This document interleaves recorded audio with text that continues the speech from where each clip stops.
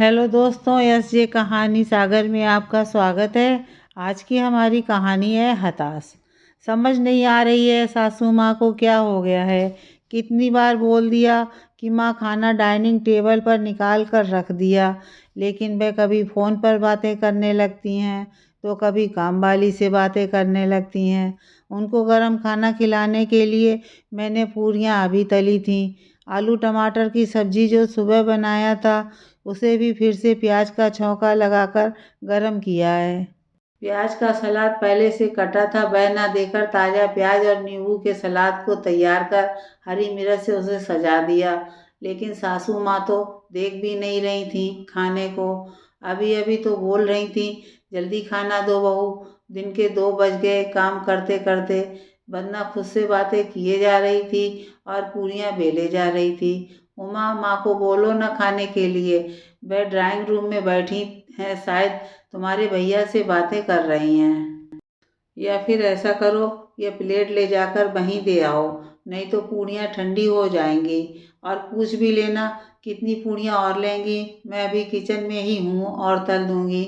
वंदना ने अपनी छोटी ननद से कहा, फिर किचन में चली गई। भाभी, मम्मी खाना नहीं खाएंगी, ये थाली वापस कर दिया उन्होंने। थोड़ी देर में ही उमा वापस आकर बोली और थाली डाइनिंग टेबल पर रख कर चली गई। वंदना कुछ समझ नहीं पाई। वैसे भी सासू माँ की बहुत सारी बातें उसे समझ नहीं आती थीं। शादी के साल भर होने को आए थे। मुश्किल से गिने चुने दिन उनके साथ गुजारे थे उसने, क्योंकि अपने पति आलोक के साथ वंदना दूसरे शहर में रहती थी। खुद भी जॉब करती थी, इसलिए पर्व त्योहार या किसी समारोह में ससुराल आना होता था। इस बार भी आने की वजह दिवाली का पर्व था। नौकरी के साथ वंदना अपने बहु धर्म का निर्वहन करने की पूरी कोशिश करती थी। उसका मानना था कि रिश्ते कायम रखने के लिए थोड़ा झुकना भी सही कदम है, लेकिन सासू माँ कभी उससे खुश नज़र नहीं आती थीं। वंदना ने उमा से कुछ सवाल पूछने की ज़रूरत नहीं समझी। उसे लगा शायद सासू माँ भी आज उपवास पर हैं। अभी जब उन्होंने खाना मांगा था तो बातों बातों में उपवास की बात चली थी, इसलिए उन्होंने सोचा हो क्यों ना दिया दिखाकर ही खाया जाए। यही सोचकर उसने टेबल से खाना हटा दिया, फिर नहा धोकर अपने कमरे में चली गई। आज उसने भी अपना उपवास रखा था। शाम में लक्ष्मी पूजा के बाद वह खाना खाएगी। वंदना, क्या यार, इस बार भी तुमने माँ का मूड खराब कर दिया। देखो रो रही है वह। पिछली बार भी तुमने होली के दिन उनका मूड खराब कर दिया था। आलोक ने कमरे में सोती वंदना को उठाते हुए कहा। क्या क्या कहा तुमने? मैंने क्या कर दिया? कल आई हूँ यहाँ पर, कल से ही साफ सफाई में लगी हूँ। उनके आदेशानुसार उमा के साथ बाजार जाकर दिवाली की खरीदारी से लेकर घर सजाने के काम तक में लगी हूँ। इस बार तो जब से आई हूँ साड़ी पहन रही हूँ। पिछली बार उन्होंने टोका था कि उन्हें मेरे परिधान पसंद नहीं, फिर भी माँ का मूड खराब है। खैर एक बात बताओ कि तुमने मुझे सोते से क्यों जगाया? यह बात तुम मुझे उठने के बाद बता देते। तुम्हें पता है कच्ची नींद से जागने पर मेरे सिर में दर्द हो जाता है। तुम भी यहाँ आते ही दूसरे आलोक हो जाते हो, जिसे मैं जानती भी नहीं।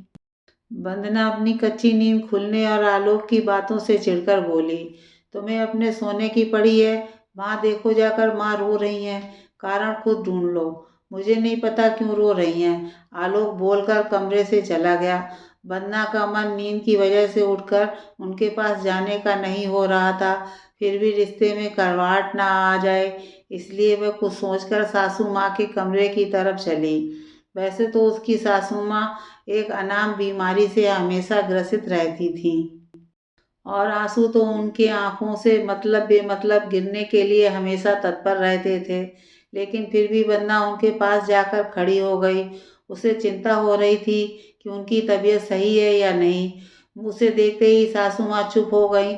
उसके पास बैठी उमा झूठी मुस्कान के साथ वंदना के पास आकर बोली, वो भाभी, आपने ये बोल दिया था कि आपकी माँ दिवाली के दिन उपवास रखती हैं और आप भी उपवास रखती हो। इसी बात का माँ को बुरा लगा।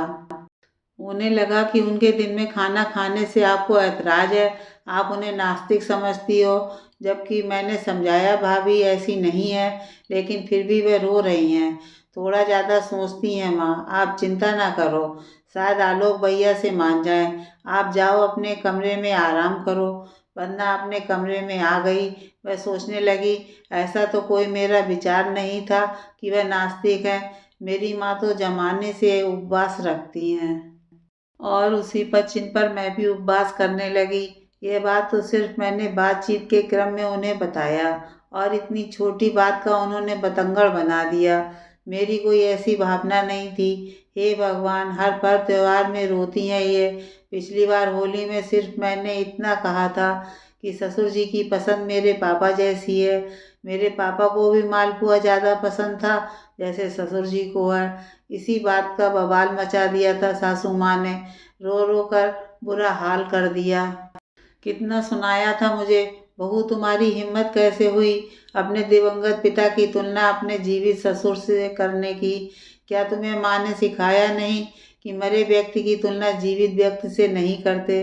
वंदना भी रोने लगी थी। उसे कभी अपनी माँ ने एहसास नहीं होने दिया कि उनके पिता नहीं रहे। पिता हो ना हो, लेकिन उनकी यादें हमेशा जिंदगी में उल्लास लाती हैं। सासू माँ की बातों से उसे उस दिन एहसास हुआ कि उसके पिता दिवंगत हैं। शादी के बाद की पहली होली उसकी बेरंग हो गई थी। कितना शौक से आई थी पहली होली मनाने अपने ससुराल, जबकि पहली होली उसे अपने मायके में मनाना था। माँ ने फ़ोन भी किया था कि ये रिवाज है कि पहली होली दामाद जी के संग बेटी अपने मायके में मनाती है। फिर भी पति और सास का दिल रखने के लिए उसने माँ को मना लिया कि होली के कल होकर आ जाएगी, और वह माँ मान भी गई क्योंकि उनकी खुशी कोई रिवाज में नहीं, उनकी बेटी की खुशियों में थी। तभी फोन की घंटी से वंदना का ध्यान टूटा। उसकी माँ का फोन था। बेटा, लक्ष्मी पूजन का समय हो गया है, जाकर देवी माँ को दिया दिखा, पूजा कर और अपना उपवास तोड़। ठीक है माँ, बोलकर वह फोन रखने लगी तो लगा जैसे माँ कुछ बोल रही है। उसने फिर से फोन उठाकर सुना तो माँ पूछ रही थी, तू उदास है क्या। वंदना की हिम्मत नहीं हुई उनसे झूठ बोलने की, और अगर सत्य बताती तो उनके साथ उसकी माँ का त्योहार का दिन भी खराब हो जाता। इसलिए उनकी बातों को अनभिज्ञता से अनसुना कर उसने फ़ोन रख दिया। शाम में दिया बाती दिखाकर सभी लोग पटाखे लेकर बाहर निकल गए, पर वंदना सासू माँ के दुखी चेहरे को देखकर परेशान हो रही थी। वह बेमन दीपावली मनाने लगी।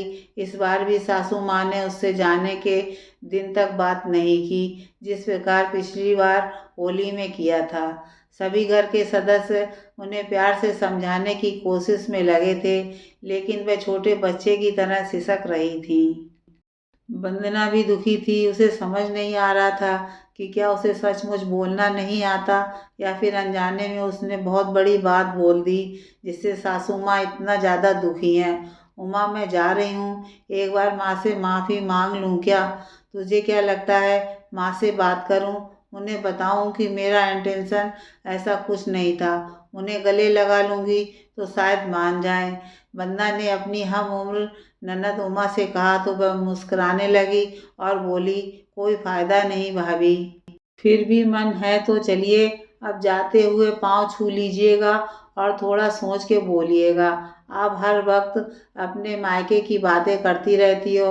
हर टॉपिक, हर वाक़या में आपके मम्मी पापा शामिल होते हैं। हर पर्व त्योहार में आप वहाँ की तुलना यहाँ से करती हो। बस इसका ध्यान रखना। माँ को इसी तरह से आपकी बातें पसंद नहीं लगती। माँ के पास जाकर यह मत कहना कि मैं अपनी मम्मी को भी गले लगाकर मनाती थी और आज आपको भी मना रही, नहीं तो वह फिर भड़क जाएंगी। उमा की बात सुन आलोक और ससुर जी भी हंस रहे थे। वंदना उमा की बातों को सुन हतप्रभ थी। सासू माँ की नाराजगी की वजह आलोक पहले से जानता था। यह सोच उसके पाँव के नीचे से जमीन खिसक गई। ये कैसी बात बोल रही उमा, मैं अपनी जन्मदात्री को भूल जाऊं, यहाँ जिंदगी के 23 साल गुजारे उस मायके को भूल जाऊं। मेरे माता पिता, मेरा घर, सब मेरे रोम रोम में बसे हैं, उनकी यादों को मैं कैसे भूल सकती हूँ। बहू का हर फर्ज निभा तो रही, देखो इस बार भी त्योहार में तुम लोगों के पास आई हूँ। वंदना बोल ही रही थी कि आलोक ने उसे उंगली से चुप का इशारा किया और कहा, छोड़ो, चलो जल्दी, ट्रेन का टाइम हो गया। उसने वंदना के जवाब में कोई दिलचस्पी नहीं दिखाई। वंदना हताश सी हो गई। कितने सपने संजोगे थे उसने। सास ससुर की लाडली बनकर रहूंगी, उन्हें इतना प्यार दूंगी कि वह भूल जाएंगे कि मैं उनकी बहू हूँ या बेटी। शादी के बाद से हर छुट्टी को इन लोगों के साथ व्यतीत किया ताकि दूरियां रिश्तों के बीच ना रहें। फिर भी आज ये सब, इन्होंने मुझे बेटी तो दूर, बहू भी नहीं समझा। इनके लिए मैं अभी भी कोई पराई घर की लड़की हूँ जो अपने माँ बाप को हमेशा याद कर उन्हें नीचा दिखाती हूँ। इन्हें मेरी आंखों में इनके लिए भरे सम्मान अभी तक नहीं दिखाई दिए। सासू माँ को पांव छूकर वंदना ने प्रणाम किया और औपचारिकता पूरी की, पर सासू माँ ने आशीर्वाद के एक शब्द भी नहीं बोले। पढ़ी लिखी वंदना ने भी कोई प्रतिकार नहीं किया।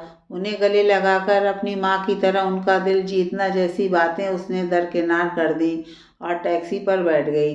जब उमा टैक्सी की खिड़की पर आकर अपने भाई को बाय बोलने आई तो वंदना बोल पड़ी, उमा देख रही है सासू माँ को, तू भी ससुराल जाएगी जल्दी, इसलिए मायके को भूलने की तैयारी अभी से शुरू कर दे। पता चला तेरी सास भी तुझसे ऐसे ही रूठी रहेंगी। वैसे भी तुझे बता दूं कि जब तक अपने मायके को भूल ना जाऊं तब तक दोबारा यहाँ नहीं आऊंगी। देखती हूँ कब तक अपने मायके और अपने मायके की बातों को भूल पाती हूँ। ये कैसी बातें कर रही हो वंदना, क्या तुम यहाँ दोबारा नहीं आओगी? ये तुम्हारा ससुराल है। किसने कहा तुम्हें मायके को भूलने? कोई लाडली ऐसा कर नहीं सकती। माँ का ये कहना था कि हर बात में मायके को लाना जरूरी नहीं, इतनी छोटी बात है। आलोक घबराकर बोला, क्योंकि उसे वंदना के चेहरे पर किसी कठोर संकल्प का तूफान दिख रहा था। वंदना ने उसे कोई प्रत्युत्तर नहीं दिया। उसकी सुर्ख लाल आंखें उसके टूटे दिल की दास्तां बयां कर रही थीं। रिश्तों के बीच कभी कभी छोटी बातें बड़ा रूप ले लेती हैं। शायद वंदना को आलोक मनाने में सफल हो जाएं, पर वंदना जिस ससुराल को अपना फर्ज और कर्तव्य समझती थी, शायद उसे वह सिर्फ रिश्तों के औपचारिकता तक सीमित रख पाए।